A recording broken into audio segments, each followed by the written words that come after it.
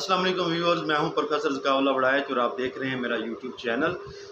आज का व्लॉग मैं कर रहा हूं पाकिस्तान के इंतज़ामी ढांचे के बारे में, और जो मेरे ख़्याल में पाकिस्तान की तरक्की में सबसे बड़ी रुकावट है। तो सबसे पहले मैं ये देखता हूं कि पाकिस्तान का जो इंतज़ामी निज़ाम है, जो एडमिनिस्ट्रेटिव सिस्टम है, वो अफसर शाही की निगरानी में चल रहा है, ब्यूरोक्रेसी की ज़ेर निगरानी चल रहा है। तो ये एक कॉलोनियल लेगेसी है, नौआबादियाती निज़ाम की निशानी है, जिसमें जो अफसर शाही होती थी वो अंग्रेज़ सरकार के जो ताज बरतानिया के अहकामात को मकामी सतह पर नाफज करने के लिए, तहसील, ज़िला, शहर की सतह पर नाफज करने के लिए जो है वो अपॉइंट किए जाते थे अफसरान जो हैं। तो ये एक टॉप टू बॉटम अप्रोच है, जिसमें ऊपर के कवानीन, ऊपर की पॉलिसियाँ नीचे ज़मीनी सतह पर नाफज करने के लिए अफसरान को अपॉइंट किया जाता था। तो आज भी बदकिस्मती से पाकिस्तान में यही निज़ाम चल रहा है, और जो है इस वक्त भी जो है पाकिस्तान में वही अफसर शाही का निज़ाम चल रहा है, और पाकिस्तान का पूरा इंतज़ामी ढांचा वो अफसर शाही के मरहून मिन्नत है। और दूसरी बात यह है कि ये जो तरक्की है वो इस अप्रोच से हरगिज़ मुमकिन नहीं है। ये दुनिया के मुख्तलिफ़ ममालिक का तजर्बा हमें बताता है कि तरक्की के लिए जो है तरक्की सिर्फ बॉटम अप अप्रोच से मुमकिन है। बॉटम अप अप्रोच से मतलब मुराद ये है कि निचली सतह पर जो मकामी हुकूमतें हैं उनको बाख्तियार किया जाता है, और ये जो सरकारी अफसरान होते हैं इनको मकामी हुकूमतों के नुमाइंदों के मातहत किया जाता है, और जो मकामी हुकूमतों उनको अख्तियारात दिए जाते हैं मरकज़ी या सूबाई हुकूमत की तरफ से, उनको वसाइल दिए जाते हैं, जो टारगेट्स उनको दिए जाते हैं, जो काम उनके ज़िम्मे होते हैं उसके लिए उनको वसाइल और अख्तियारात दिए जाते हैं, और वो फिर जो है वो नीचे की सतह से वो ना सिर्फ मसाइल को हल करते हैं बल्कि अपनी ज़मीनी हक़ाइक़ के मुतयन मुताबिक जो है मकामी तरक्की की बेहतर प्लानिंग करते हैं, और जो है बेहतर इनिशिएटिव्स, बेहतर मंसूबे बनाकर उन पर अमल दरामद करते हैं, और यूँ तरक्की का सफ़र जो है वो चलता है। चीन इसकी सबसे बड़ी मिसाल है। चीन के अंदर जो है हम देखते हैं जो चीन की हालिया तरक्की है उसकी बड़ी वजह वो मज़बूत मकामी हुकूमतों का निज़ाम है, जिसमें ब्यूरोक्रेसी जो है वो मकामी हुकूमतों के मातहत होती है, और मकामी हुकूमतें बाख्तियार होती हैं, उनके पास वसाइल भी हैं, उनके पास जो है वो अथॉरिटी भी होती है, और इन वसाइल और अथॉरिटी से वो मकामी सतह पर तरक्की के बुनियादी मंसूबे शुरू करती रहीं। और हम ये दिलचस्प बात है कि चीन के अंदर जो इस्लाहात हुई 1980 की दहाई में, उन इस्लाहात में से कई अहम इस्लाहात जो हैं वो मकामी सतह पर शुरू की गई। उनको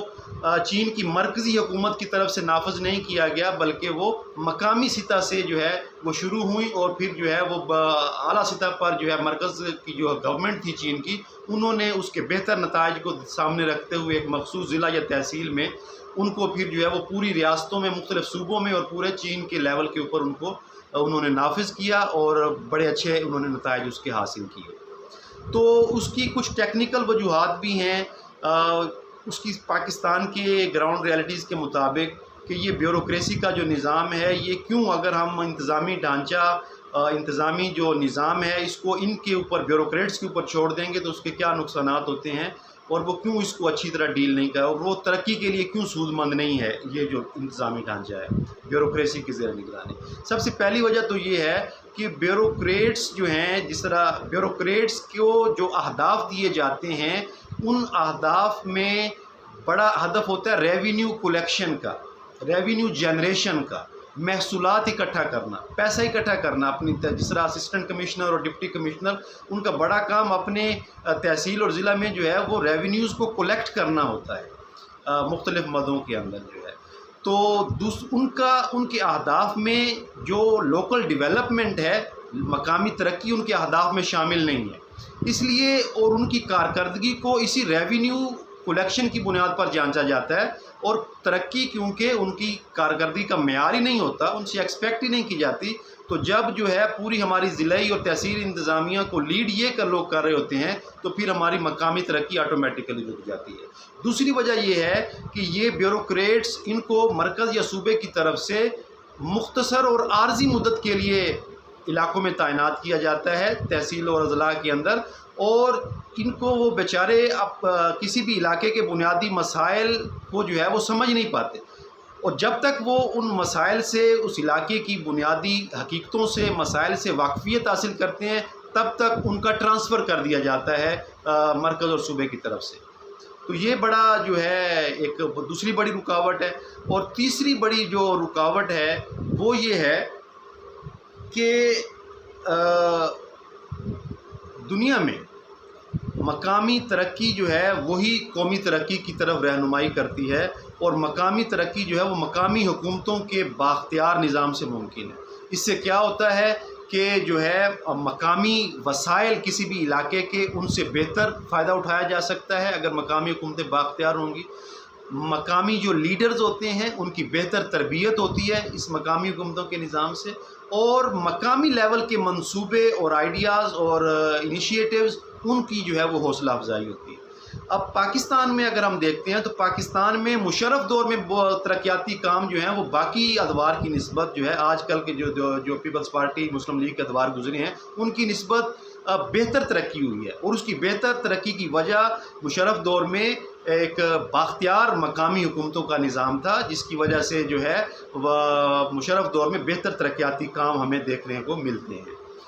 اور دوسری بات یہ ہے کہ پاکستان میں آج کل پاکستان کے جو بڑے بڑے شہر ہیں جس طرح کراچی ہے، لاہور ہے، یہ ہمارے شہر بدترین انتظامی بحران کا شکار ہیں۔ ہمارے شہروں میں صفائی کے مسائل ہیں،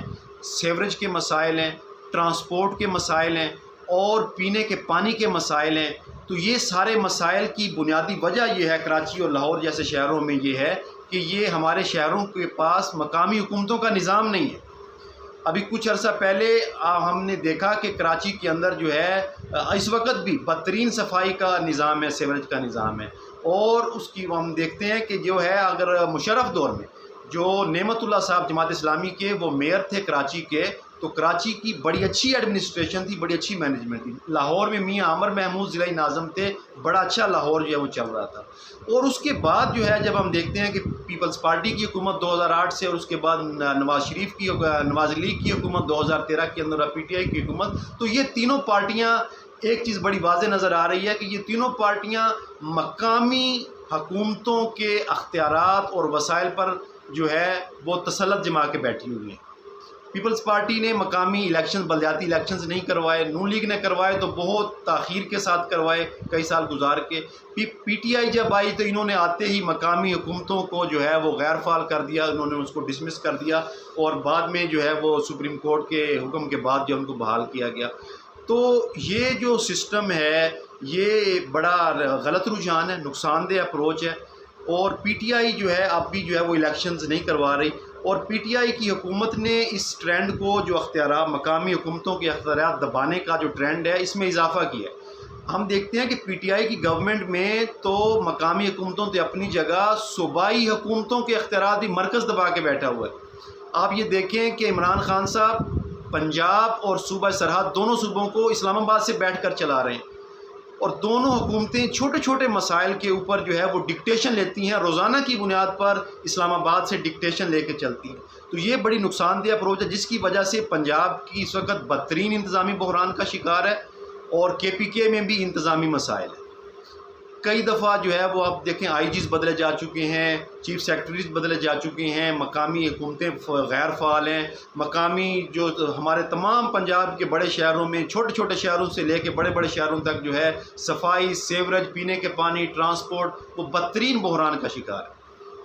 تو یہ جو ہے یہ بڑی نقصان دہ اپروچ ہے۔ اس کے لیے دنیا میں اس وقت پوری دنیا میں مقامی حکومتوں کا بہترین نظام چل رہے ہیں، ترکی کو دیکھ لیں، چین کو دیکھ لیں، انگلینڈ کو دیکھ لیں، تو ان سارے ممالک میں، امریکہ کو دیکھ لیں، تو مقامی حکومتیں فعال ہیں۔ تو پاکستان کی ترقی اور پاکستان کی بہتر ایڈمنسٹریشن کے لیے ضروری ہے کہ پاکستان میں فوری طور پر بلدیاتی الیکشنز کروایا جائیں، اور مضبوط اور بااختیار بلدیاتی مقامی حکومتیں قائم کی جائیں، اور ان کو اختیارات اور وسائل دیے جائیں، تاکہ پاکستان کی ترقی جو ہے نا وہ چل سکے۔